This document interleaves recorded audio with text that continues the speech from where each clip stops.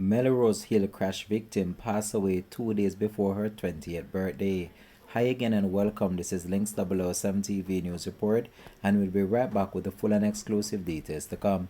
Welcome to Links 007 TV News Report, providing you with the best in local and international news updates.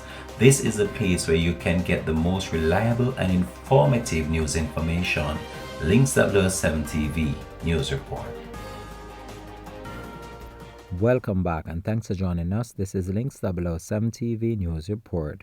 Today, Sunday, November 6, Mona and Forbes would celebrate her 20th birthday.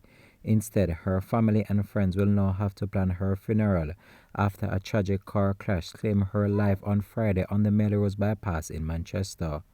Forbes was one of 3 victims killed in a 2-vehicle crash on the Melrose bypass in Manchester. The police have released the names of 2 of the victims who succumbed to injuries in a crash on the Melrose bypass on Friday morning.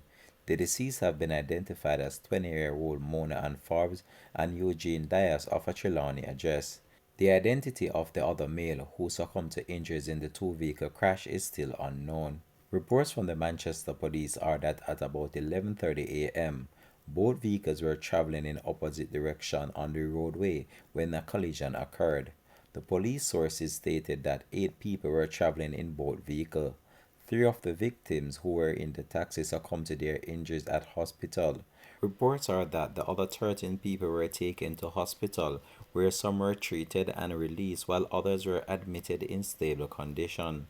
Links 007 TV will continue to track this story and provide you with the latest information to come on this. Thanks for watching.